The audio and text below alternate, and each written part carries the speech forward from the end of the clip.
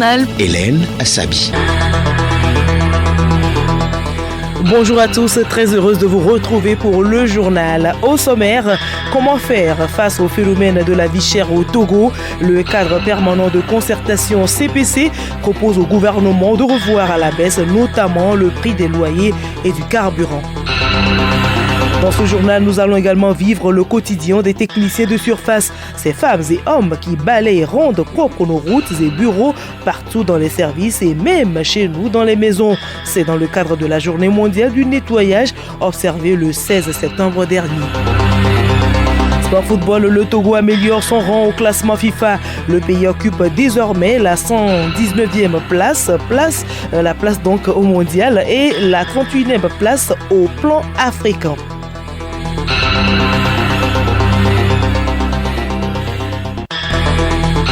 Radiolomé.tg. Réunion hier du cadre permanent de concertation. La ministre en charge du commerce, Rose Kayi-Mividor, était l'invitée à cette séance. Elle s'est prononcée sur la cherté de la vie au Togo et c'était d'ailleurs le seul point à l'ordre du jour. Les précisions avec le président du CPC, Mohamed Tchassona Traoré. La souffrance de nos populations par rapport au panier de la ménagère, on ne voit pas le prix descendre, il n'y a pas de tendance baissière, mais plutôt parfois stagnante ou haussière. Elle nous a donné les indications par rapport aux leviers sur lesquels ils ont l'habitude d'agir, et des efforts que le gouvernement a fait pour contenir les prix. Ça n'a pas manqué de relever un certain nombre d'indicateurs sur lesquels le gouvernement doit pouvoir davantage travailler pour pouvoir conduire à l'amélioration, à la baisse, tels que les loyers, le prix du carburant, la pression fiscale et douanière et le contrôle des prix. C'est-à-dire avoir un contrôle systématique sur les marchés pour voir les pratiques que les gens font sur les marchés. Et sur toute l'étendue du territoire, des propositions ont été faites à Madame la ministre d'associer désormais les collectivités locales à ce travail de contrôle de prix à la base pour qu'on puisse savoir si les prix pratiqués sont les prix homologués, ce que le gouvernement lui-même a payé chez lui. Autre sujet dans ce journal, mission de supervision et d'information hier à Kara des coopératives bénéficiaires du projet ProMIFA. C'est une initiative du Fonds international de développement agricole FIDA en collaboration avec le ministère de l'Agriculture, de l'Élevage et du Développement rural. Le compte-rendu de Rodrigue Tombegou de Radio Kara et Florent Abi. Le projet d'appui au mécanisme incitatif de financement agricole fondé sur le partage de risques vise avant tout le développement de la production agricole et leur commercialisation. Il vise aussi à améliorer la sécurité alimentaire et nutritionnelle des communautés rurales. Gumban Toldman Ninabtofini, coordonnateur délégué du projet ProMIFA.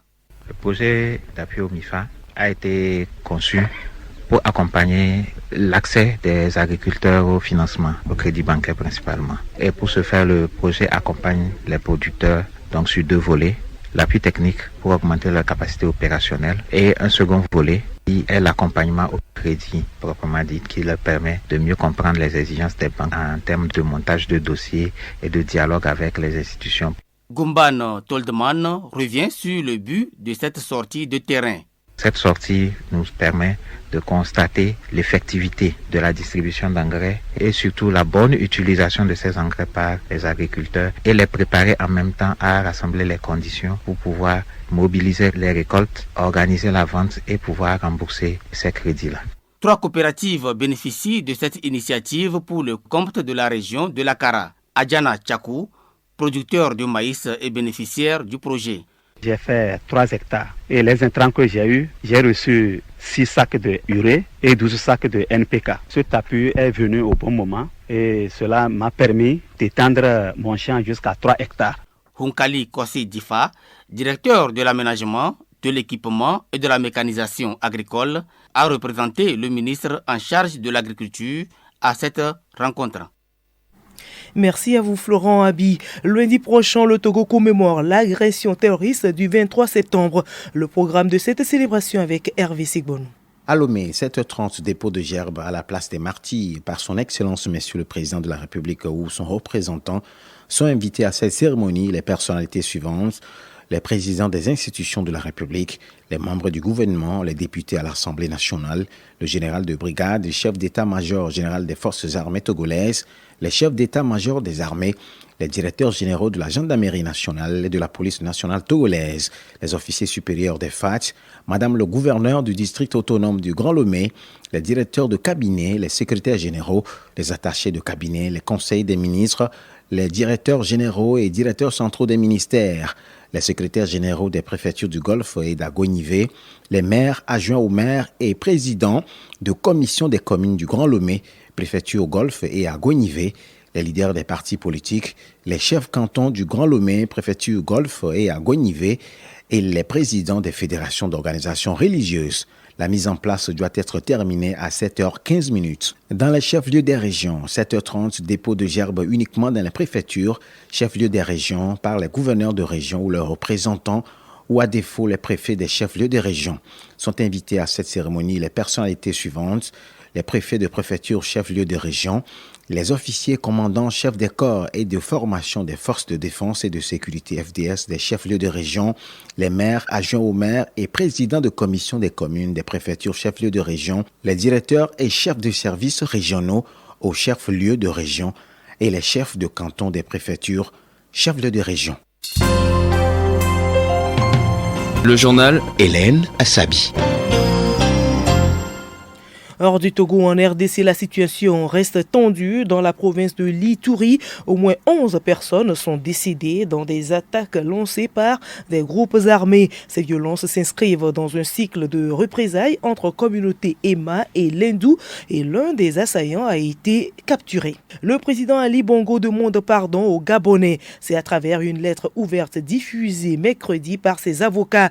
L'ancien chef d'État annonce son retrait définitif de la vie politique et appelle à la libération de son épouse Sylvia et de son fils Nourendine, emprisonnés depuis les événements d'août 2023. Il reconnaît les insuffisances de sa présidence et plaide pour une réconciliation nationale. Mais au Gabon, les avis restent partagés malgré le mea culpa de l'ex-président.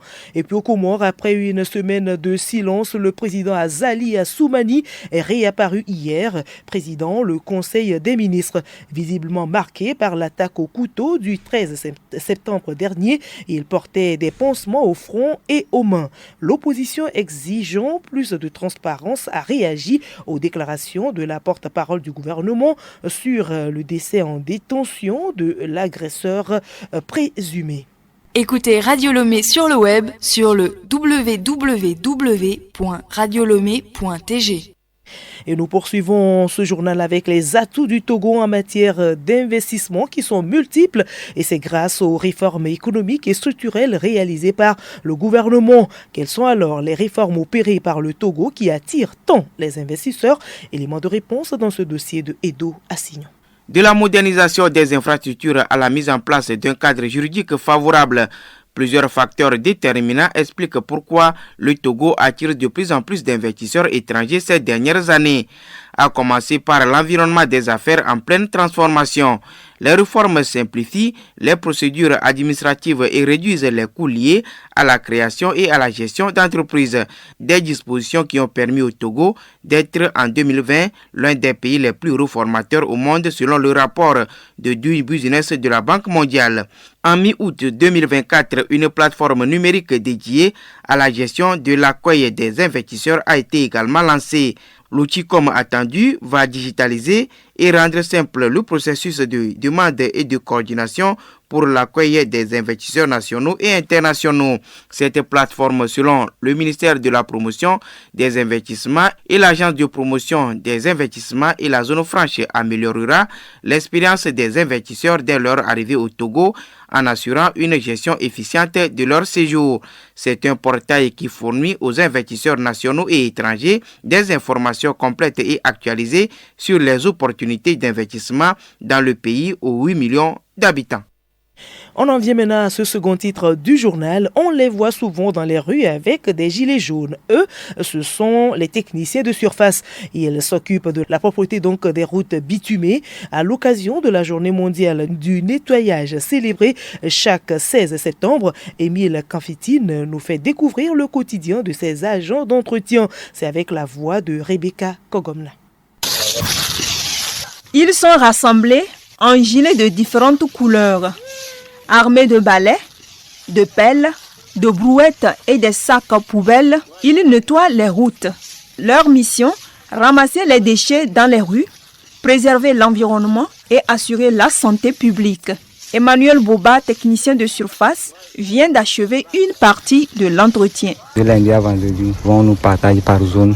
Tous sont vers Agbalpedo, d'autres présidences et nous on est vers 2 février. Notre travail consiste à rendre la ville propre, à prendre les sachets qui divaguent dans la nature, ramasser les dépotoirs, bref, mettre la ville propre. Les instruments utilisés, nous avons les voitures qu'on appelle les bennes tasseuses dans lesquelles on met les ordures. Elle amène ça.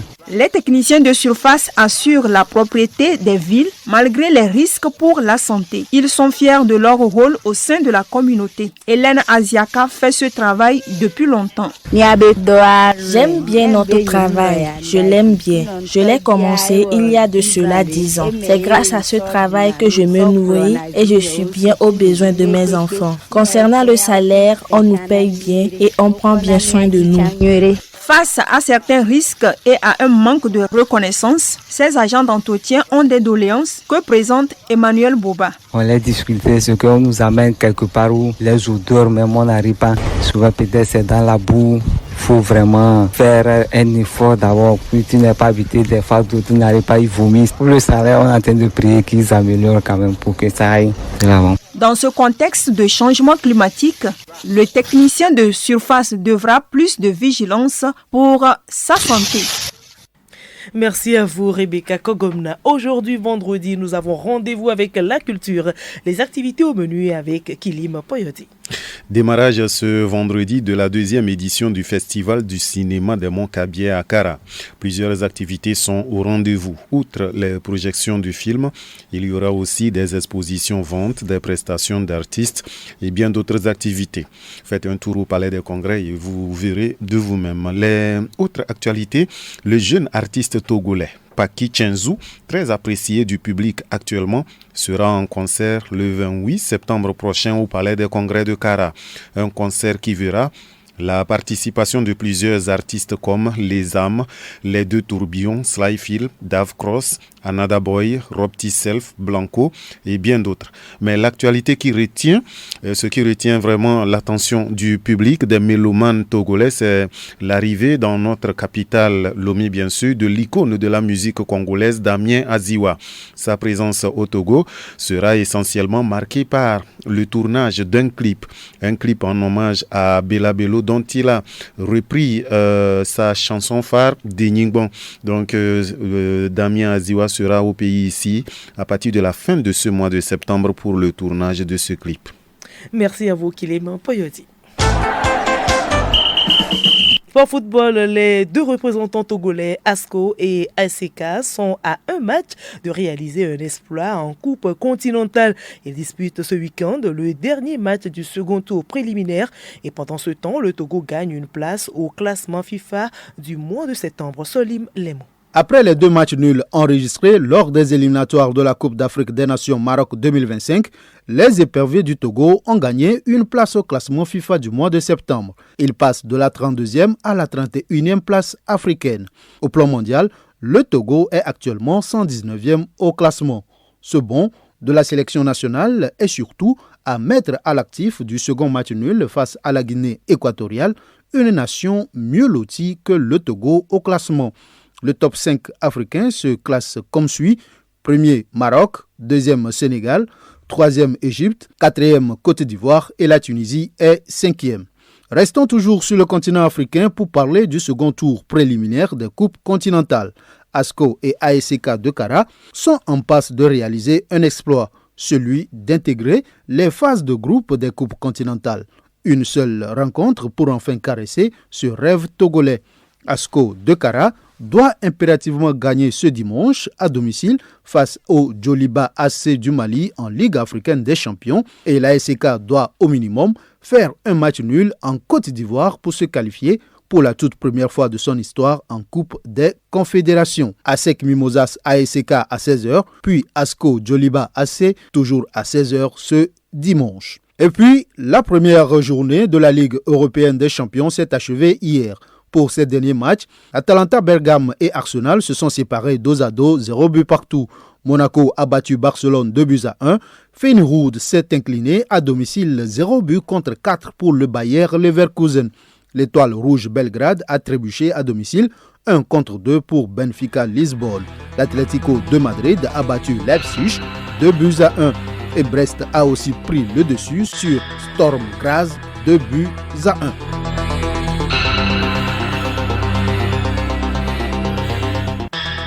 Voilà, c'est la fin de ce journal. Merci à vous de l'avoir suivi. Le rappel des titres.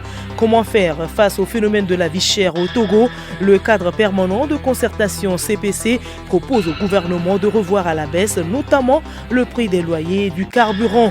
Dans ce journal, nous sommes allés également à la rencontre des techniciens de surface, ces femmes et hommes qui balaient et rendent propres nos routes et bureaux partout dans les services et même chez nous, dans les maisons. Et c'est dans le cadre de la journée mondiale du nettoyage observée le 16 septembre dernier. Puis sport football, le Togo améliore son rang au classement FIFA. Le pays occupe désormais la 119e place au classement mondial et la 38e place au plan africain.